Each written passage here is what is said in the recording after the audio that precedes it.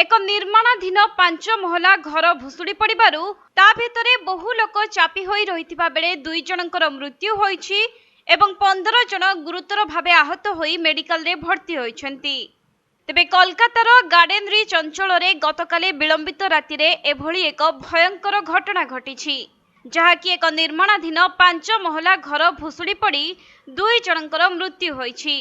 तेबे कठा तले चापी होइथिबा 15 रु अधिक गुरुतर भावे आहत होइछन्ति एवं ए बाबदरे आहुरी बहु लोक चापी होई रहिथिबा अनुमान करा जाउछि।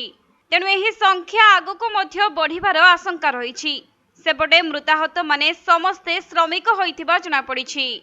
मिलिथिबा सूचना अनुसार कोलकाता म्युनिसिपालिटी अंचल रे थिबा गार्डन रिच अंचल रे एक निर्माणाधीन 5 महला घर गत राति रे हठात भुशुड़ी पड़िथिला।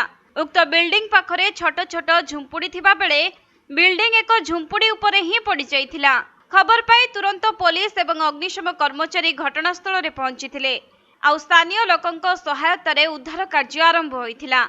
तेबे भग्नांश तळु 2 मृतदेह को उद्धार करा जाइथिबा बेले 15 जन को उद्धार करी हॉस्पिटल पठा जाइछि आ सेमानंक अवस्था गुरुतर थिबा जଣା पड़िछि।